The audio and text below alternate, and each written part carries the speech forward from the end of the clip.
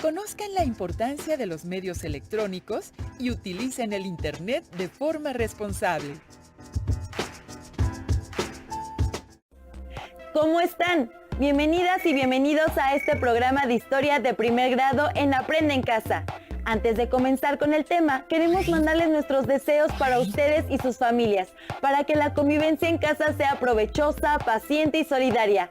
Ahora sí, ¿esa tableta es tuya? Sí, es nueva y tiene muy buen rendimiento. Me gustó muchísimo. ¿En serio? Yo no sabría qué hacer con ella. Todavía no entiendo tanto las nuevas tecnologías. ¿Cómo no? ¿Usas redes sociales? Sí. Ah, pues ahí está. El Internet y los medios electrónicos son parte de todo este desarrollo tecnológico que ayuda a impulsar el conocimiento y a que las personas estén más y mejor comunicadas. Entonces, los invito a que, como yo, conozcan parte del origen del Internet, se pregunten para qué lo usan y reflexionen sobre cómo influye la tecnología en su forma de vida. Desde los orígenes de la civilización, los adelantos tecnológicos han modificado la forma de vida de las personas. En las últimas décadas, este proceso se ha acelerado. ¿Cómo influye la tecnología en tu forma de vida? ¿Cómo influye la tecnología en tu forma de vida? Que antes no había microondas y ahora si ya quiero algo rápido, pues ya recurro a microondas. Pues con mi iPod, pues es más, me salgo a correr y oigo música. La tecnología influye en muchas maneras, porque siempre hay algo nuevo y cambia las cosas, como la televisión. La televisión es algo muy cambiante, porque transmite muchas cosas, noticias, deportes y formación en general. La segunda mitad del siglo XX se caracterizó por profundas transformaciones sociales, políticas, económicas y tecnológicas.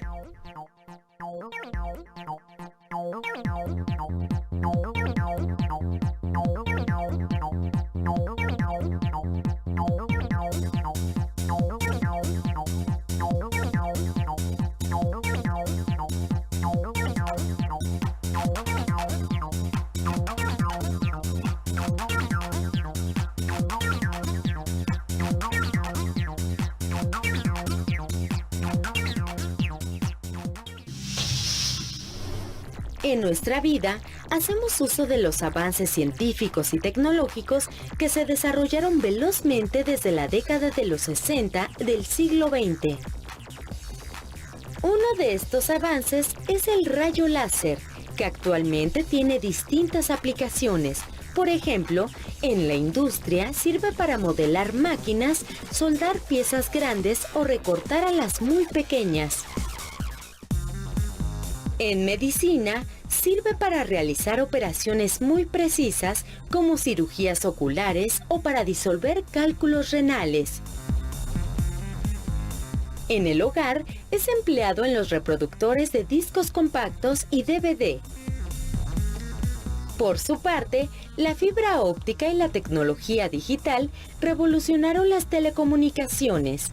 Gracias a la fibra óptica, es posible transferir información a mayor distancia y con mayor eficiencia que con los sistemas eléctricos tradicionales.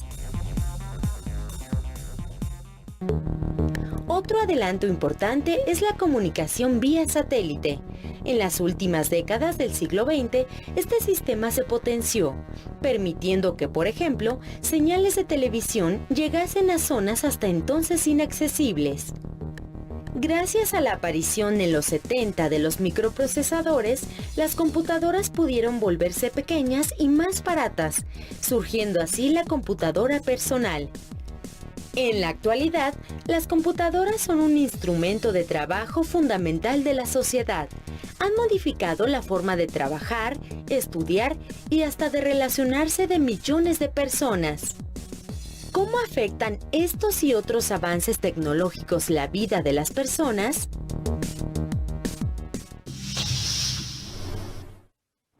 La Internet es uno de los medios que ha impactado mundialmente la forma de vida de la gente, fomentando el proceso de globalización. Actualmente, gracias a la red, hay personas que pueden trabajar desde su casa, realizar operaciones bancarias, conocer amigos y hasta hacer sus compras.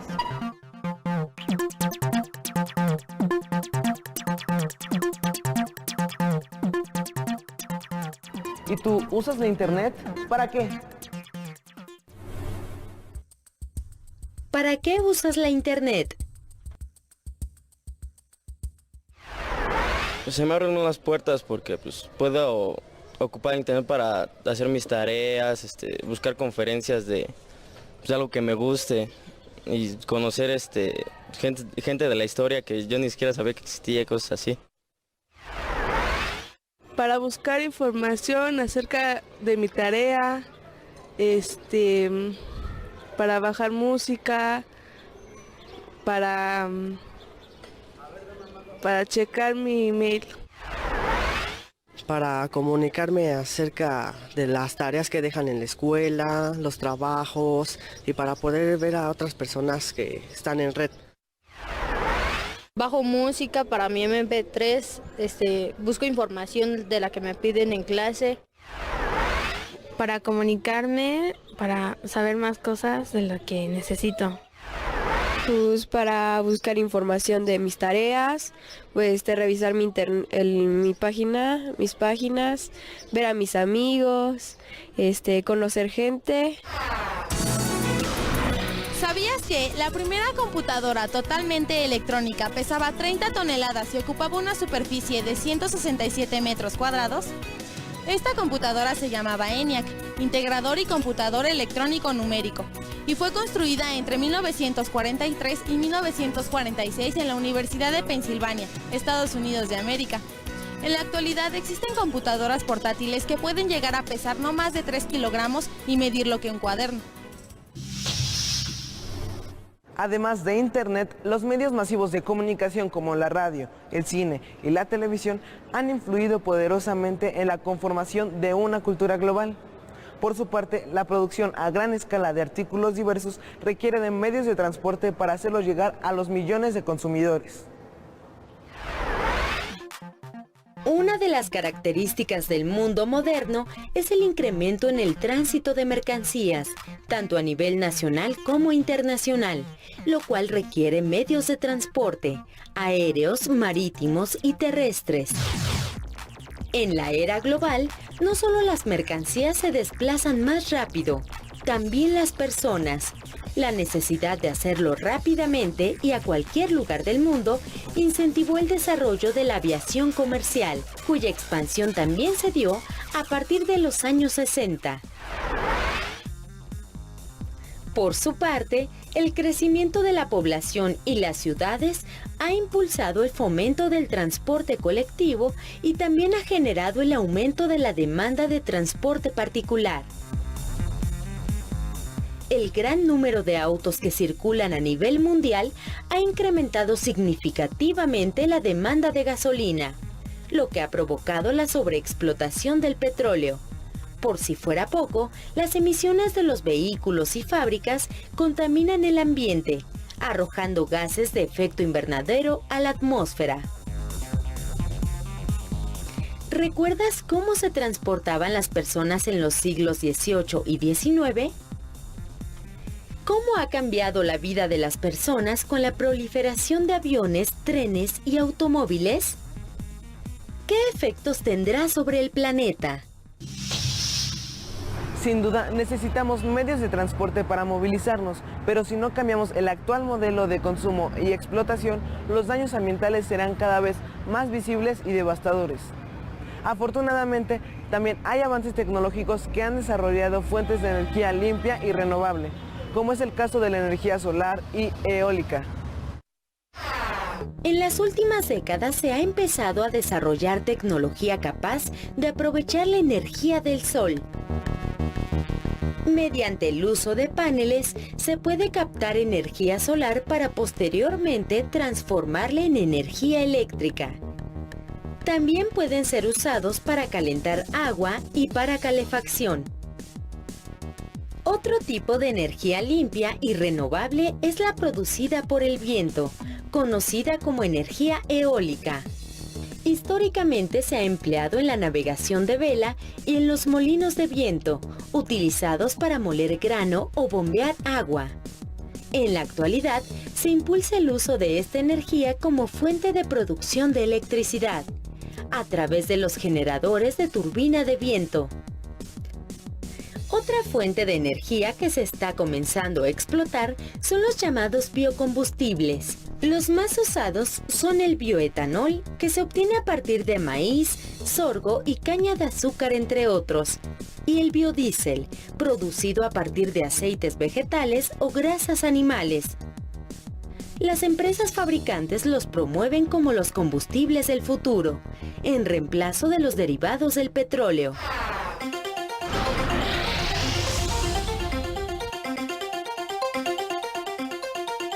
Si quieres conocer más sobre el uso de la energía, las fuentes alternas y el desarrollo sustentable, te invitamos a leer el libro Claudia, un encuentro con la energía, de María Trigueros y Ana María Sánchez, que podrás encontrar en tu biblioteca escolar.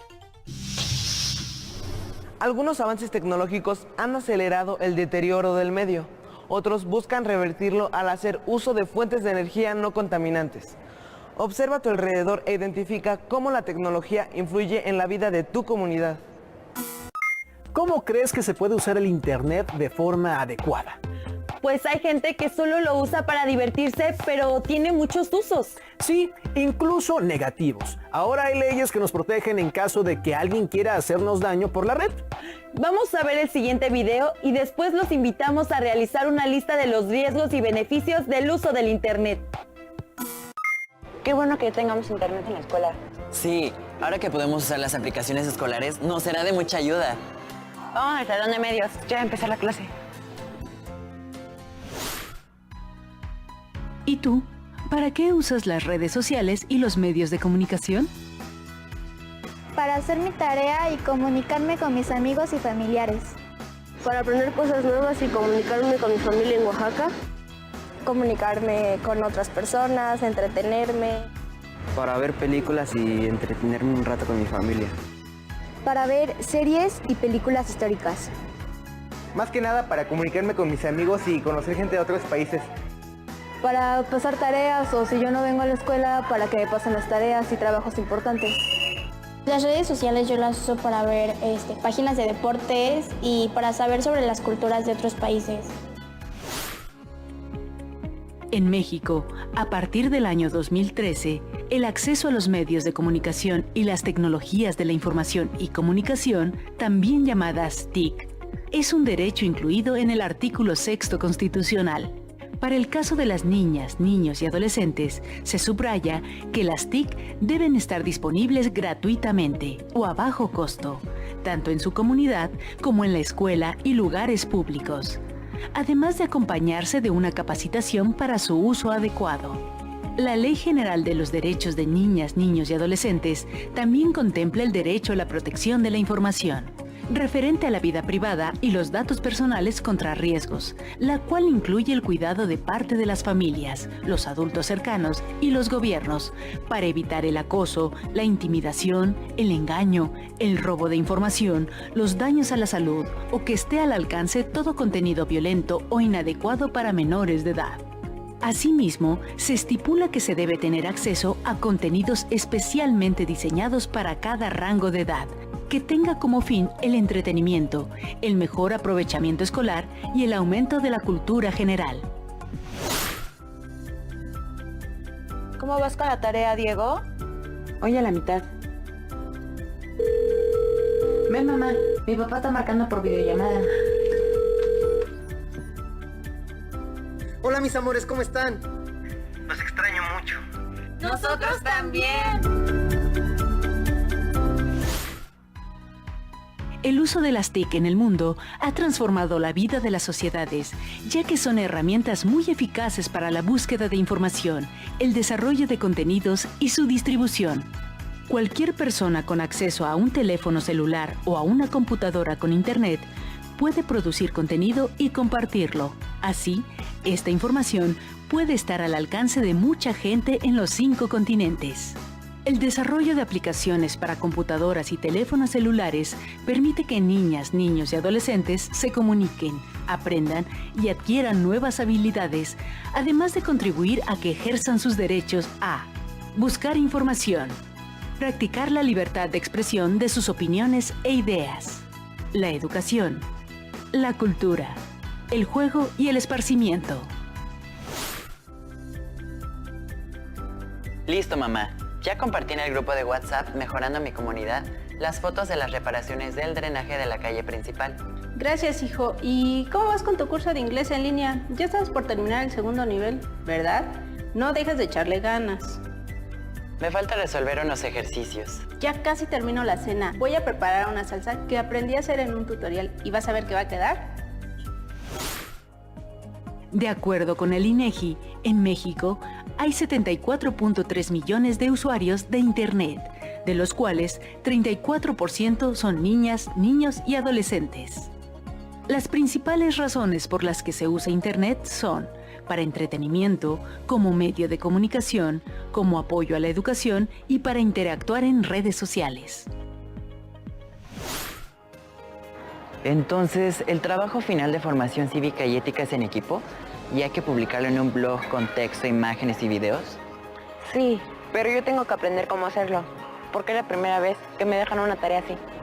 Es muy sencillo, pero si tenemos dudas le preguntamos a Regina. Ella tiene un blog en el que comparte cosas que le gustan. Vamos a preguntarle si ya tiene equipo. ¿Y tú?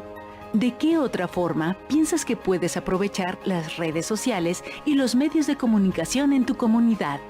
¿Cómo contribuyen estos recursos a la construcción de tu identidad?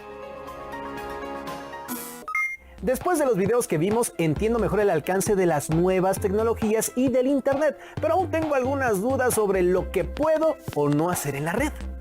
Entonces vamos a ver un último video y ustedes en casa pueden elaborar una serie de pasos que todos las y los estudiantes deben seguir para realizar una investigación adecuada en la red.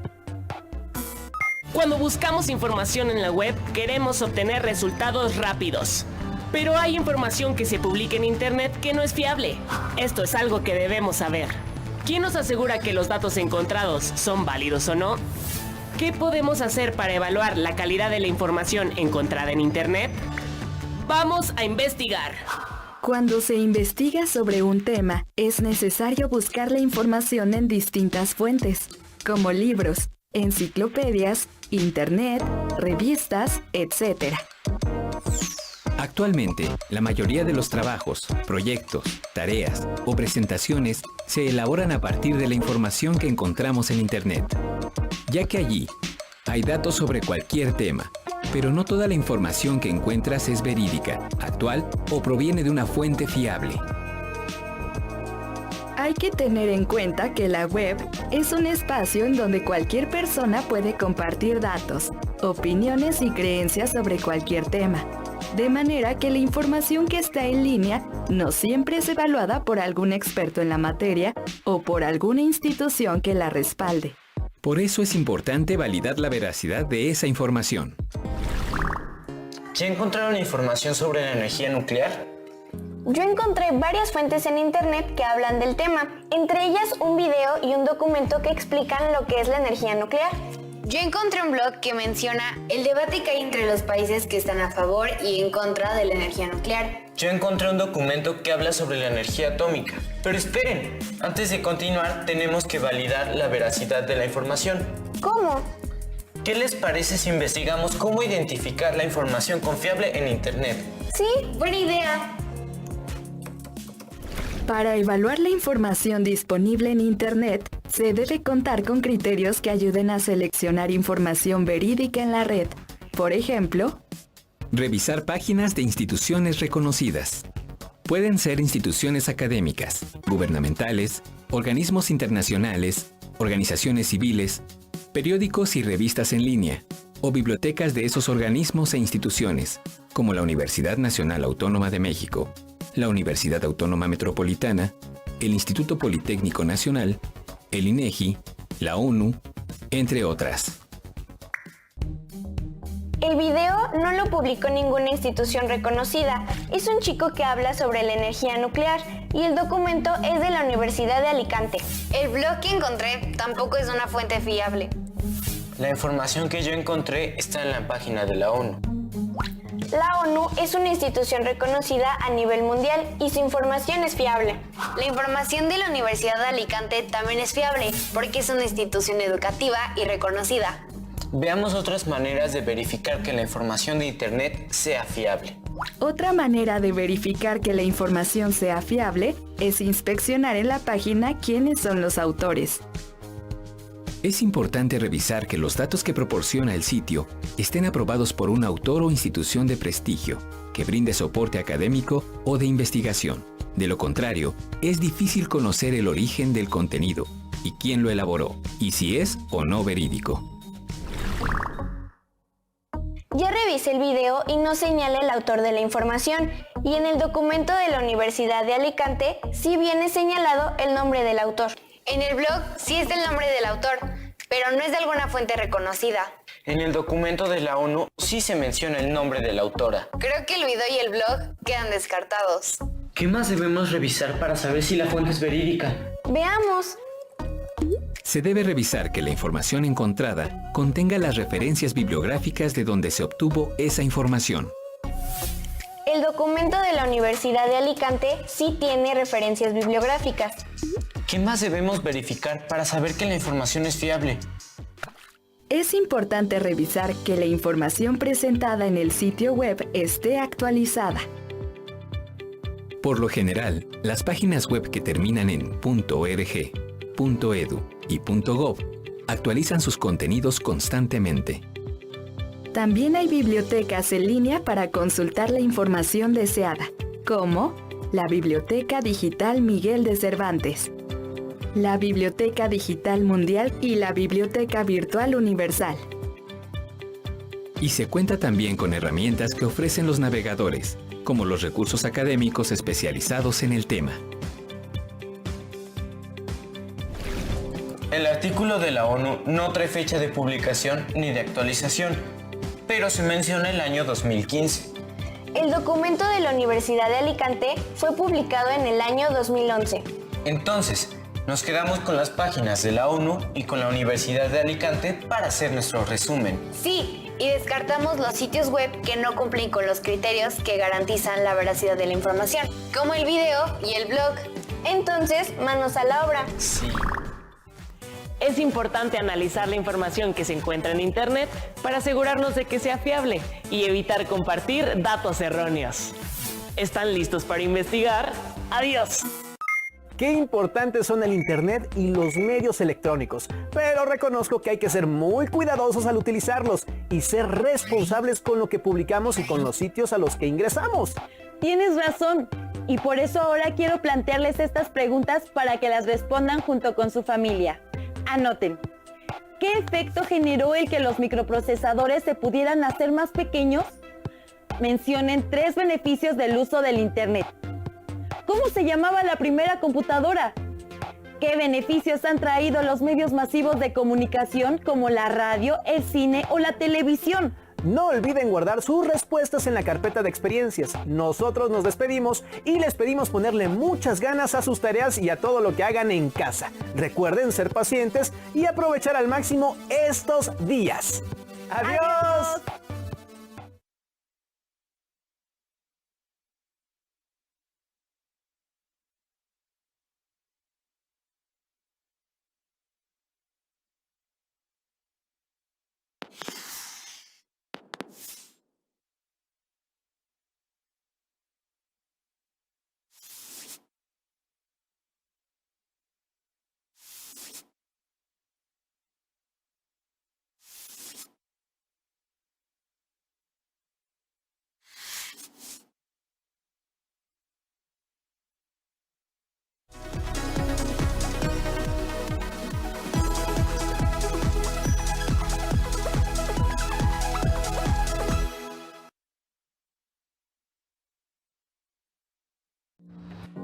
Acabamos de ver en el programa de historia sobre la importancia y uso del Internet una serie de preguntas. Vamos a verlas nuevamente para que las anoten y una vez contestadas, las integren a sus carpetas de experiencias. ¿Qué efecto generó el que los microprocesadores se pudieran hacer más pequeños?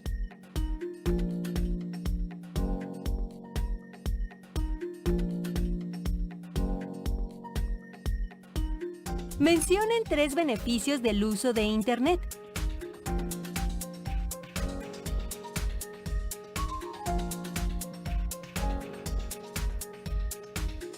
¿Cómo se llamaba la primera computadora?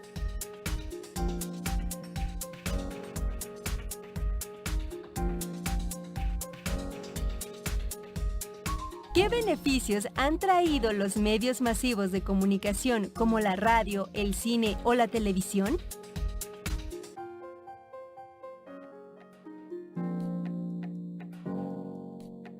No olviden consultar su libro de historia para conocer más sobre el tema y guarden sus respuestas en la carpeta de experiencias.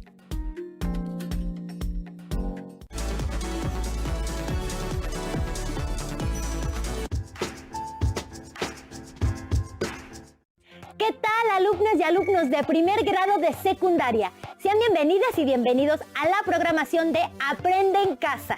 Anteriormente revisaron el uso cotidiano y el origen de las fracciones. Además, su transformación a números decimales. Así que en esta sesión les proponemos estudiar el procedimiento de algunas de las principales operaciones con fracciones y decimales. Nos referimos a la multiplicación y a la división. Pero vayamos paso a paso para iniciar y los invitamos a ver el siguiente video, el cual explica la multiplicación de fracciones mediante su interpretación gráfica. Nos vemos en unos minutos. Hola, Mateo, ¿qué haces? Hola, Emma. La tarea que nos dejaron. Ah, la de multiplicación de fracciones, ¿verdad? Ya la hice. Aunque déjame decirte que investigué un poco y encontré una manera gráfica de entender la multiplicación de fracciones que me gustó mucho. ¿En serio? A ver. Como ya vimos, para multiplicar dos fracciones, hay que multiplicar numerador por numerador y denominador por denominador. Hemos explicado este proceso a nivel aritmético, pero ¿cómo se vería de manera gráfica? ¿Recuerdas cómo se puede representar en un rectángulo una multiplicación de dos números naturales? Por ejemplo, para representar la multiplicación de 5 por 3, se traza un rectángulo y se divide en 5 partes iguales de manera vertical y en 3 partes iguales de forma horizontal. El total de cuadros que se obtienen es el resultado. Para ver la multiplicación de una fracción de manera gráfica, vamos a hacer lo siguiente. Tomemos el ejemplo que propusimos, 2 tercios por 4 quintos. Observa que ambas fracciones son propias. ¿Recuerdas los tipos de fracciones? Muy bien. El primer paso será representar la fracción 2 tercios. Para ello, dividimos la altura del rectángulo en el número de partes que indica el denominador, es decir, en 3 partes iguales. Tomamos el número de partes que indica el numerador, es decir, 2, y las coloreamos de azul. Así, hemos representado de manera gráfica la fracción 2 tercios. Ahora, en el mismo rectángulo, representaremos la fracción 4 quintos dividiendo la base del rectángulo. Como el denominador es 5, obtendremos 5 partes iguales. Para representar el numerador, que es 4, de estas 5 partes, sombreamos 4 con rayas diagonales. De acuerdo con la subdivisión que realizamos, podemos ver que el rectángulo quedó dividido en 15 partes. Ese número corresponde al resultado de multiplicar los denominadores. De estas partes, las que quedaron iluminadas de azul y sombreadas con rayas diagonales son 8. Ese número corresponde al resultado de multiplicar los numeradores. Este es un ejemplo de cómo podemos ver gráficamente una representación de la multiplicación de fracciones. Recuerda que en este ejemplo se usaron como factores dos fracciones propias. Vamos a revisar ahora un ejemplo de multiplicación de fracciones en el que uno de los factores es una fracción propia y el otro una fracción impropia. Multipliquemos 7 cuartos por 5 sextos. Observa que 7 cuartos es una fracción impropia y 5/6 una fracción propia. Primero, vamos a representar gráficamente la fracción impropia, es decir, 7/4. Como 7 es mayor que 4, necesitamos dos rectángulos para representar dos unidades. Dividimos cada rectángulo en las partes que indica el denominador de la fracción, es decir, en 4 partes iguales. Tomamos el número de partes que indica el numerador, en este caso son 7, y las coloreamos de verde. Así, hemos representado gráficamente la fracción impropia 7/4. Con el mismo procedimiento, vamos a representar a la fracción 5/6 en cada rectángulo. Ahora, dividimos en partes iguales y de manera vertical cada rectángulo según lo que indica el denominador, que en este caso es 6. Para representar el numerador de la fracción, que es 5, sombreamos con rayas diagonales 5 espacios verticales en cada rectángulo. Cada rectángulo está dividido en 24 partes. Ese es el denominador resultante de la multiplicación 4 por 6. Ahora, al igual que en el ejemplo anterior, contemos las partes que están tanto coloreadas como sombreadas. En el primer rectángulo son 20 y en el segundo son 15. 20 más 15 son 35 partes. Este número representa el numerador. De este modo, podemos ver de manera gráfica el resultado de la multiplicación 35/24. Oye, a mí también me gustó mucho esta explicación, ¿verdad?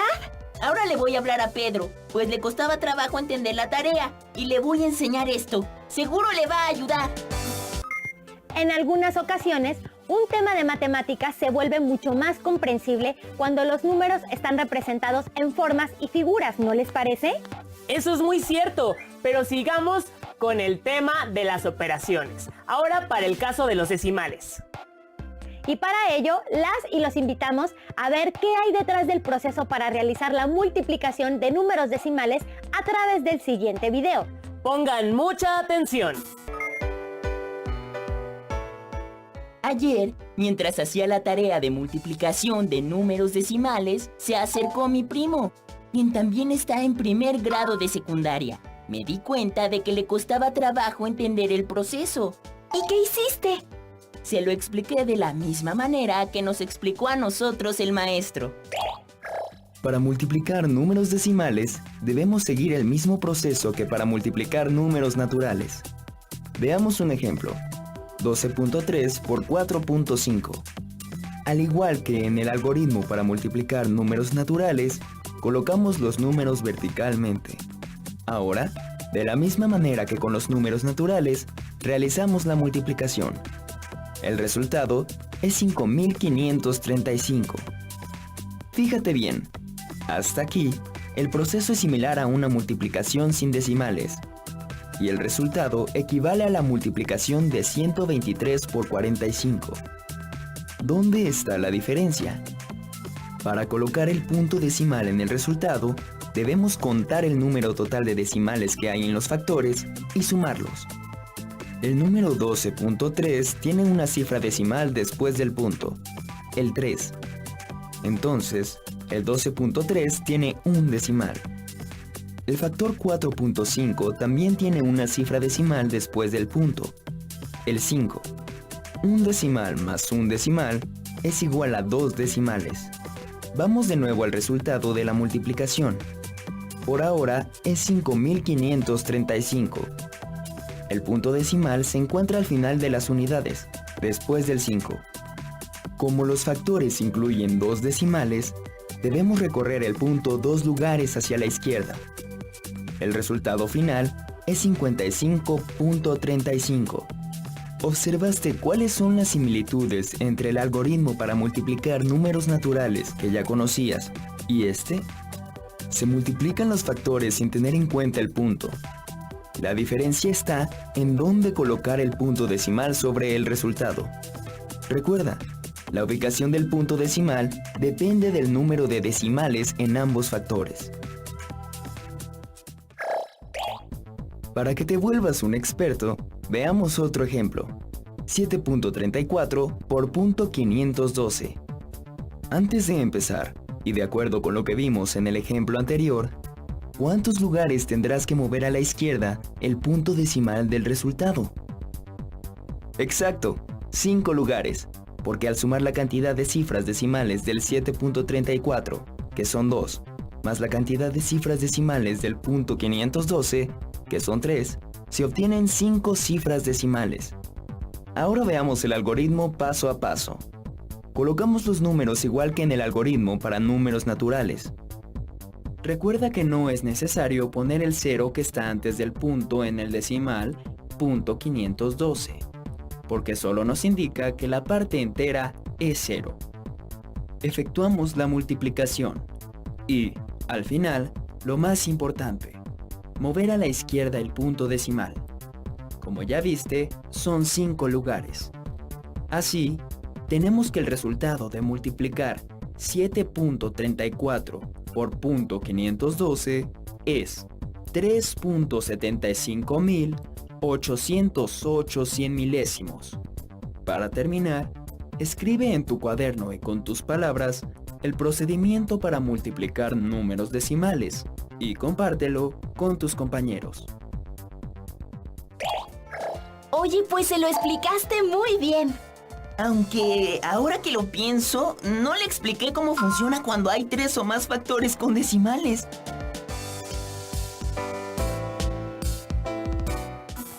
Seguramente ya les va quedando claro lo que sucede con la multiplicación, así que es hora de que conozcan el proceso de la división. Cuando se enfrentan a una división de números decimales, ¿de qué les sirve dividir los números decimales en su día a día? ¿Cómo se hace esta división?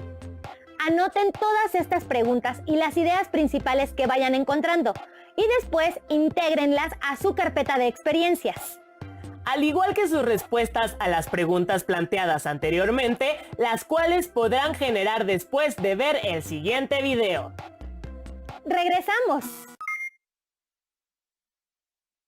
¿De qué sirve dividir números decimales? Cuando se trabaje con cantidades que no sean enteras y se quiere conocer cuántas veces cabe una con respecto a otra. Por ejemplo, sacar estadísticas deportivas, cálculos de velocidad, dividir la cuenta cuando se va al cine, entre otros ejemplos. Y antes de explicar el procedimiento para dividir números con punto decimal, es importante recordar cómo se nombran las partes de una división. Empezando con el dividendo, que es la cantidad que se quiere dividir en partes iguales. El divisor indica la cantidad que habrá en estas partes iguales. El cociente indica el resultado de la división. Y el residuo representa la cantidad que sobra cuando la división entre dos cantidades no es exacta. Aunque una división se puede resolver de varias maneras, se recomienda usar el procedimiento que se llama de casita, donde el dividendo se coloca dentro de la casita, el divisor fuera de ella, el cociente en la parte superior y lo que queda fuera y en la parte inferior es el residuo. Dividir 2.75 entre 0.035.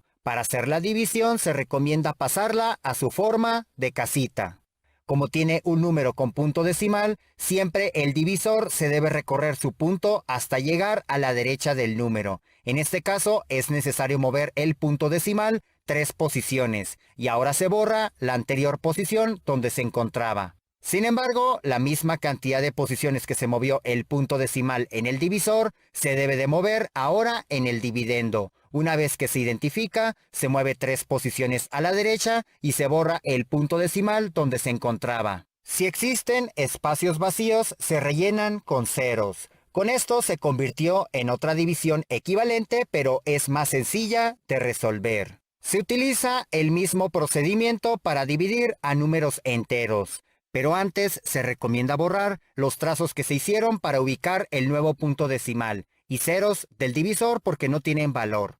El punto decimal en un número entero no es necesario dejarlo, así que también se borra. Se procede con la división de 2750 entre 35, preguntándose cuántas veces cabe el divisor en el primer número que se pueda formar en el dividendo tomando los dígitos de izquierda a derecha. El 35 no cabe en el 2 ni en el 27, pero sí en el 275. Un tip para resolver fácilmente una división es tener a la vista la tabla de multiplicación del divisor, en este caso del número 35, ya que aquí se puede ubicar qué número se acerca al 275, el cual es cuando se multiplica 35 por 7. En la parte del cociente se coloca el número 7 arriba del último número de 275, 7 por 35 igual a 245, el cual se resta con 275. 5 menos 5 igual a 0, 7 menos 4 igual a 3,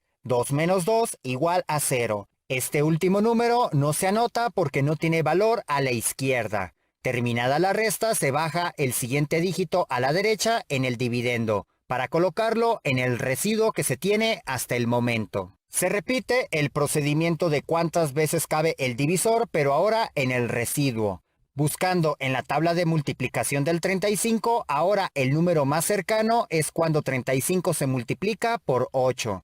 Arriba del 0 que se bajó se coloca un 8. Ya que 8 por 35 es igual a 280. Haciendo la resta, 0 menos 0 igual a 0, y a 0 no se le puede quitar 8. Así que se le pide 1 prestado a 3, que se convierte ahora en 2, y el 0 ahora se convierte en 10. 10 menos 8 igual a 2, 2 menos 2 igual a 0, que no tiene caso colocarlo del lado izquierdo. Como a la derecha del último dígito que se encuentra en el dividendo hay un punto decimal, se coloca el punto en la misma posición que se encuentra en el dividendo, pero en el cociente. Y si se quiere conocer decimales en el cociente, entonces en la parte del dividendo se agrega otro 0 a la derecha del punto, y se baja para formar el nuevo residuo de 200. Se repite cuántas veces cabe el divisor en el nuevo residuo y es cuando se multiplica 35 por 5, ya que 5 por 35 es igual a 175, dejando un residuo de 25. Aunque el resultado de la división se puede dejar en esta etapa, se puede seguir agregando ceros a la derecha si se quiere continuar con otra posición decimal en el cociente. Así que se baja el nuevo 0 hasta la parte del residuo. En este caso, el 35 cabe 7 veces y se hace la resta entre los números. Por lo tanto, si se quiere dejar expresado el resultado de la división hasta 2 decimales, el resultado de 2.75 entre 0.035 es 78.57. Para aquellos casos donde únicamente uno de los números tiene punto decimal, en particular cuando sea en el dividendo, se sube únicamente su punto decimal al cociente, ya que en el divisor se encuentra hasta la derecha, porque es un número entero. Cuando el divisor sea el único que tiene el punto decimal, se mueven todas las posiciones necesarias hasta llegar a la derecha, y estas mismas posiciones se mueven en el dividendo. Después se repite todo el procedimiento explicado anteriormente. ¡Listo! Han cubierto el tema de multiplicación de fracciones y multiplicación de división de números decimales. Ahora les toca practicar este tipo de operaciones en casa con ayuda de sus libros. Para practicar, pueden por ejemplo resolver el siguiente problema. Si Pepe y su familia están de visita en casa de sus abuelos, quienes viven a 290 kilómetros de su ciudad y tardaron 2.5 horas en llegar, ¿a qué velocidad viajaron? ¿Cómo obtuvieron el resultado? Registren en su carpeta de experiencias estas preguntas, así como sus notas, respuestas y reflexiones. Pueden compartir toda esta información con su familia y cuando regresen a clases podrán retomarla con sus docentes, compañeras y compañeros. No se pierdan la siguiente sesión de Aprende en Casa. ¡Hasta pronto! Cuando se enfrentan a una división de números decimales,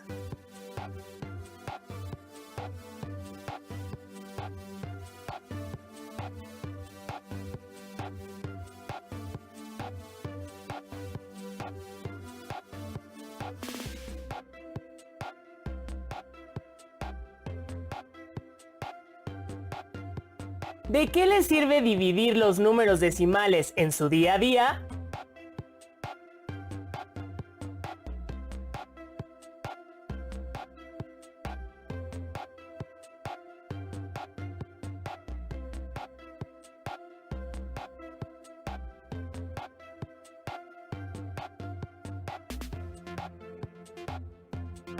¿cómo se hace esta división?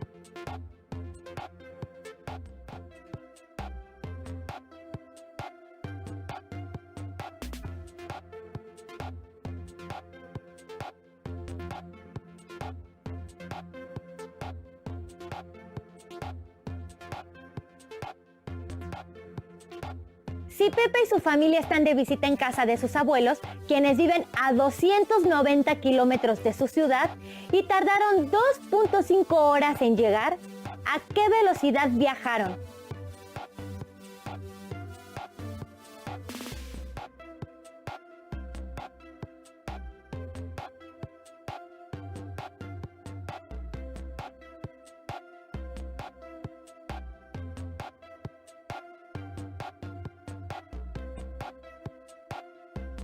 ¿Cómo obtuvieron el resultado?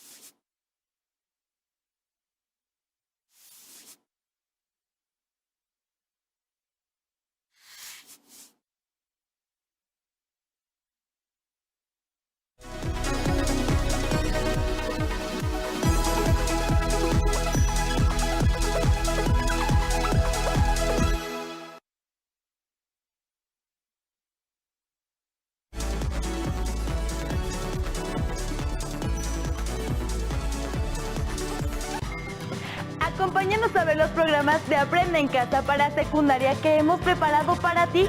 Y si quieres saber más de la asignatura de matemáticas, puedes consultar la página de televisión educativa que está en la pantalla.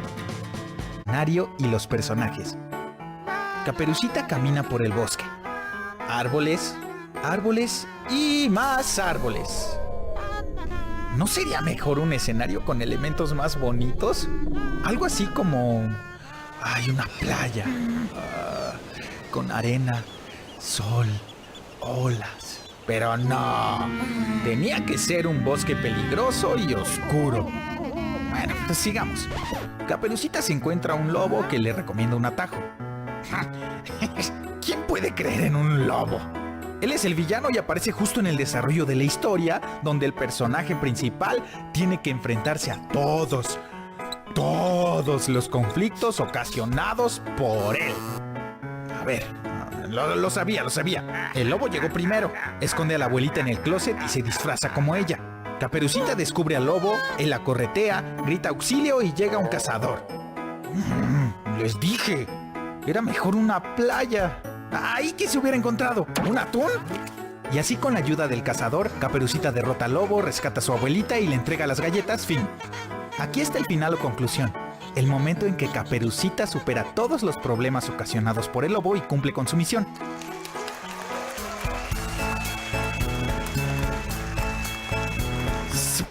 Pero ¿qué pasaría si el protagonista fuera el lobo?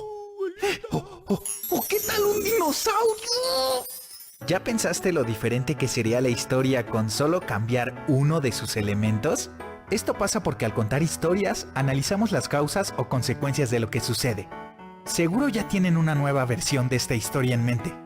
Así que yo voy a hacer la mía. Nos vemos en la próxima.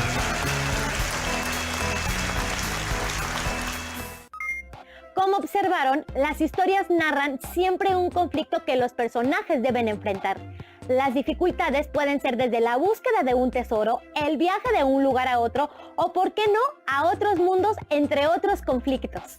En las historias siempre hay causas y consecuencias. Por ejemplo, en Caperucita Roja, la causa de que Caperucita llegue después del lobo a la casa de la abuelita se debe a que el lobo la engaña. Ahora que ya conocen los puntos importantes acerca de ciertos elementos que deben tomar en cuenta para pensar en una historia, es importante que profundicen más en la estructura de su historia.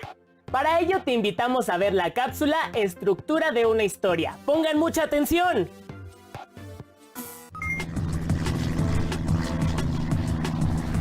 Creían que solo era un juego, pero el avión estaba por despegar. Este podría ser el comienzo de una maravillosa historia. ¿De cuál? De la que estás a punto de crear. Este inicio o introducción define el rumbo que tomará tu historia, los personajes que participarán y los lugares o escenarios que van a visitar. Los personajes pueden ser personas, seres u objetos que transmiten emociones, realizan acciones e interactúan con los elementos de la historia. El escenario es el lugar donde ocurre la historia y te sirve para describir cómo es el paisaje, cuál es el clima y cuáles son los elementos que están presentes. Ya que definiste la introducción, es momento de presentar las acciones que marcarán el desarrollo de la historia. Aquí surgirán los retos que deberán enfrentar los personajes y las decisiones que tomarán para solucionarlos. Y a veces, una mala decisión podría desencadenar más retos a resolver. Para finalizar se necesita un desenlace donde se dice cómo termina la historia y se conoce el aprendizaje que obtuvieron los personajes. Pero espera, esto no es todo. Siempre puedes seguir agregando elementos que te permitan analizar las causas o consecuencias de lo que sucede en tu historia. Por ejemplo, ¿qué o quién crees que estuvo jalando la cuerda todo este tiempo? Retomando el contenido del video, una historia contiene los siguientes elementos. Introducción, la cual plantea el rumbo que tomará la historia. Personajes, que pueden ser personas, seres fantásticos, objetos, etc.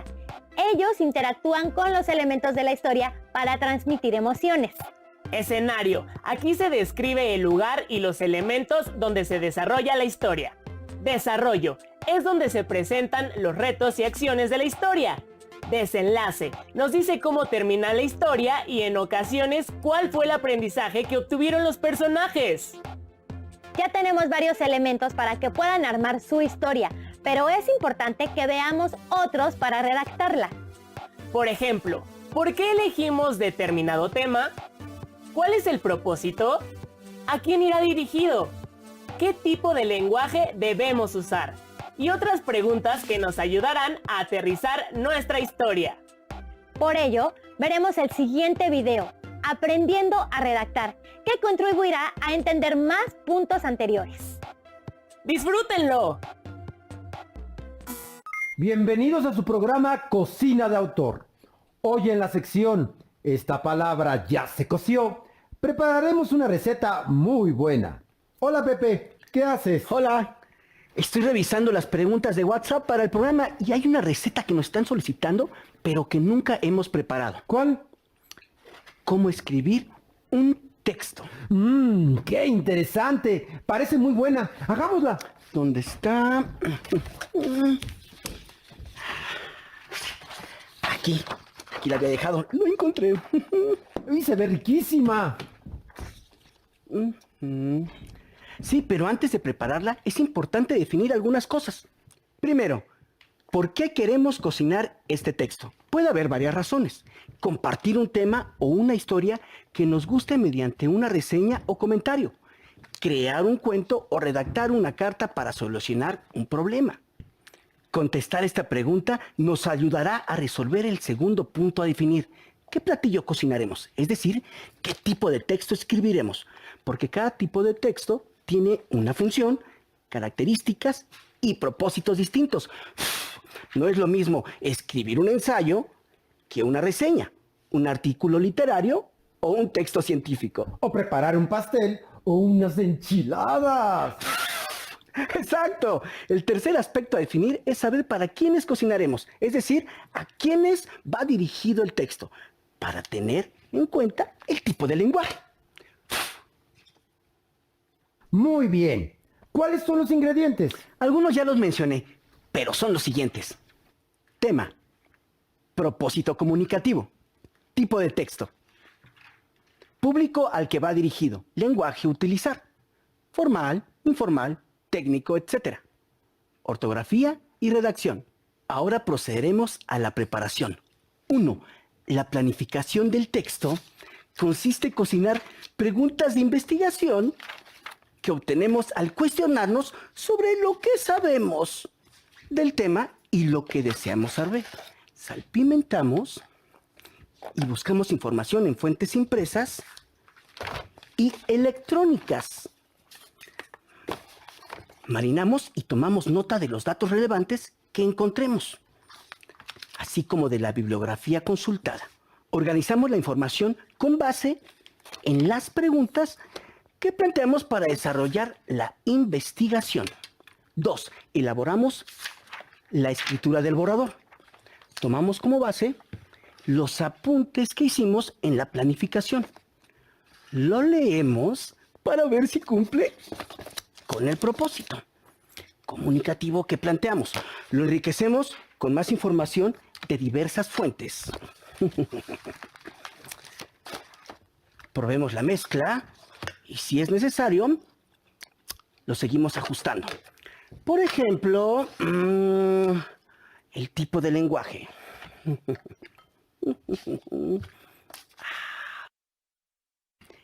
Es importante preparar los recursos visuales que apoyarán el contenido del texto, como imágenes, tablas, esquemas y gráficas, entre otros. 3. Por último, hacemos la revisión y corrección. Debemos revisar y corregir las veces que sean necesarias y poner atención en la coherencia y cohesión de las ideas. La coherencia se relaciona con la forma bien estructurada de los textos, donde las ideas secundarias van llevando gradualmente a la idea principal. La cohesión es la manera en que se enlazan palabras, oraciones y párrafos para comunicar un mensaje de manera comprensible y efectiva. Al hablar como al guisar, su granito de sal. Revisamos de nuevo la ortografía y puntuación. Y cuando nos guste su consistencia, ponemos la mezcla en el horno.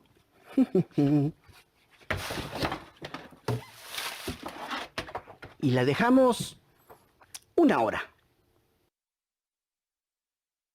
Pasado el tiempo de cocción, tenemos nuestra versión final. Y esta palabra ya se coció. Gracias por acompañarnos en una emisión más de Cocina de Autor. Nos vemos en el próximo programa.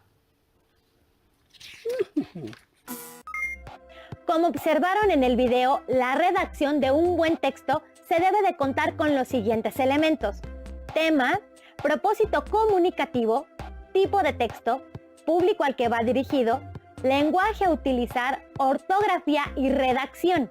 Tengan esto en mente antes de iniciar la redacción de su texto. Es por eso que les pedimos que vayan eligiendo un tema que sea de su interés. Ahora bien, ya sabemos qué elementos requerimos para crear nuestro texto.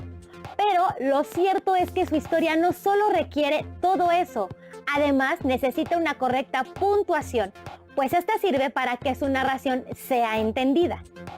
Al escribir adecuadamente, le otorgan al lector una guía para que no se pierda y entienda su texto. ¿Tienen dudas? No se preocupen, ahora los invitamos a ver el último video de esta sesión, la importancia de puntuar un texto, en el cual se explica más a fondo este tema. Bienvenidos a otra emisión de su programa Cocina de Autor. En su sección, ¿qué dijo? El tema del día de hoy es la importancia de puntuar un texto. ¿Es posible comprender un texto que no tiene puntuación? ¿Qué ocurriría si no usáramos la puntuación en los textos que escribimos? Hoy sabremos las respuestas. Los concursantes del día de hoy son: escritor irlandés, considerado uno de los más grandes del siglo XX. Entre sus obras destaca Ulises. Con ustedes, James Joyce. Ha empleado con maestría la puntuación en sus textos y la primera latinoamericana en ganar el Premio Nobel de Literatura. Ella es Gabriela Mistral. ¡Comenzamos! Primera pregunta. ¿En qué periodo histórico se crearon los primeros antecedentes de los signos de puntuación? A. Grecia antigua. B. Imperio Romano. C. Antiguo Egipto. Grecia antigua. ¡Correcto! Siguiente pregunta. Los signos de puntuación permiten que un texto sea comprendido porque A. Ayudan a jerarquizar las ideas. B. Dan estructura al escrito. C. Destacan las ideas principales. D. Evitan ambigüedades. E. Hacen comprensibles las oraciones. Todas las opciones. ¡Así es! Ahora veamos un ejemplo. Les presento el testamento sin puntuación. Dejo mis bienes a mi sobrino Juan o a mi hermano Luis, tampoco jamás se pagará la cuenta al sastre, nunca de ningún modo para los jesuitas, todo lo dicho es mi deseo. El juego consiste en que le asignaré un personaje de la carta a cada uno y tendrán que valerse de los signos de puntuación para que el testamento los favorezca. Contarán con 10 segundos para ello. El sobrino para James Joyce y los jesuitas para Gabriela Mistral. ¡Comienza el tiempo! Revisemos primero el texto de Gabriela Mistral. ¿Dejo mis bienes a mi sobrino Juan? No. ¿A mi hermano Luis? Tampoco. Jamás. ¿Se pagará la cuenta al sastre? Nunca. De ningún modo. Para los jesuitas todo. Lo dicho es mi deseo. Ahora la versión de Mr. Joyce. Dejo mis bienes a mi sobrino Juan, no a mi hermano Luis. Tampoco jamás se pagará la cuenta al sastre. Nunca, de ningún modo, para los jesuitas. Todo lo dicho es mi deseo. ¡Muy bien! Ambos cumplieron con el objetivo. En las versiones cambió el heredero, gracias a la precisión brindada por los signos de puntuación. Los escritores a veces jugamos con el uso de los signos de puntuación por distintas razones. Realizar experimentos con el lenguaje, exigir la atención plena del lector o transmitir emociones. Es una herramienta expresiva más. Pero para hacerlo y lograr que las narraciones y poemas sean comprensibles, se necesita un conocimiento vasto del lenguaje y dedicarle mucho tiempo al goce de la lectura y la escritura, nuestras mejores maestras. Vayamos con la última pregunta. ¿De qué monarca se dice que anuló la sentencia de un preso cambiando el lugar de la coma? A. Isabel I. B. Carlos V. C. Luis XIV. Carlos V. ¡Bien contestado! El mensaje decía, perdón imposible que cumpla su condena. Y con él cambió quedó, perdón imposible que cumpla su condena. Ha llegado la hora esperada. El ganador es Gabriela Mistral. El premio es un viaje a la ciudad griega de Pompeya, antes de ser consumida por la erupción de un volcán, descrita en la novela Los últimos días de Pompeya, de Edward Bulwer. Los esperamos en la siguiente emisión de Cocina de Autor en su sección ¿Qué dijo? ¿Qué les pareció el video? En él se resalta la importancia de emplear una puntuación correcta dentro del texto que planean escribir, ya que los signos de puntuación pueden cambiar el sentido de una idea o ayudarnos a evocar sentimientos o emociones en nuestros lectores. Pueden poner en práctica su puntuación al redactar diversas oraciones siguiendo esas reglas o incluso jugando con las ideas que les surjan. Para reforzar lo que aprendieron, respondan las siguientes preguntas en su carpeta de experiencias. ¿Por qué es importante establecer un conflicto en la narración?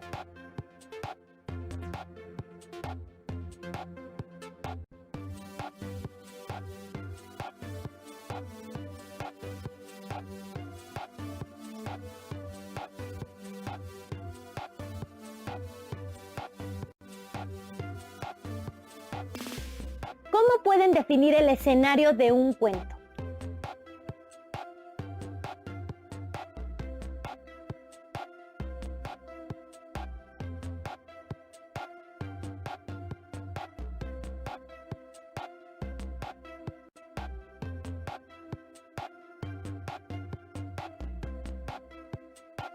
¿quiénes pueden ser los personajes?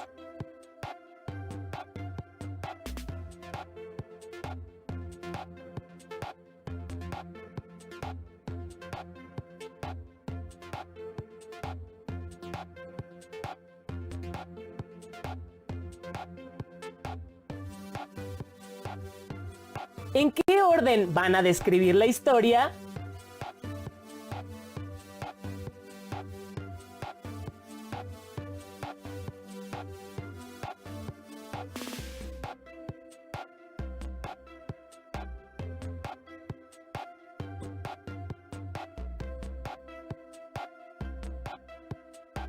¿Qué eventos son los más importantes en su historia?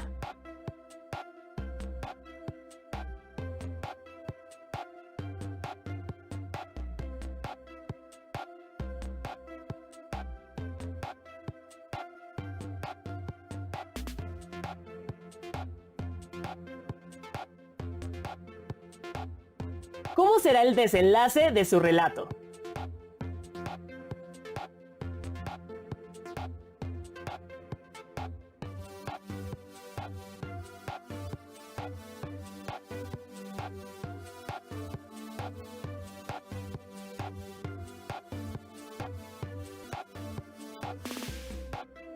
Con ayuda de estas preguntas, los invitamos a desarrollar su primer borrador de un cuento breve. Recuerden emplear una puntuación correcta, ya que les ayudará a que su narración sea más interesante.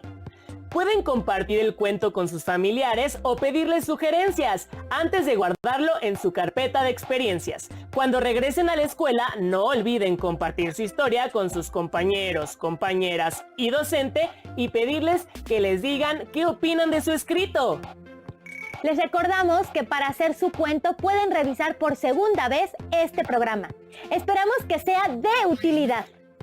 Antes de despedirnos, les sugerimos que no se pierdan la siguiente sesión de Aprende en Casa. ¡Hasta pronto!